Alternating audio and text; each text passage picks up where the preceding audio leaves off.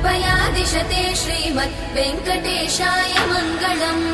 दयामृततरङ्गिण्यास्तरङ्गैरिव शीतलै अपाङ्गैः सिञ्चते विश्वम् वेङ्कटेशाय मङ्गलम्। स्रग्भूषाम्बरहेतीनां सुषमावहमूर्तये सर्वातिशमनायास्तु वेङ्कटेशाय मङ्गलम्।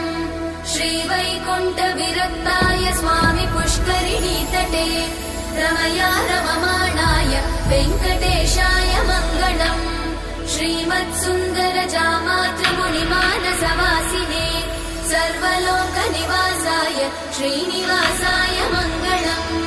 मङ्गलाशासनपरै मदाचार्य पुरोगमै सर्वैश्च पूर्वैरचार्ये सत्कृतायास्तु मङ्गलम्।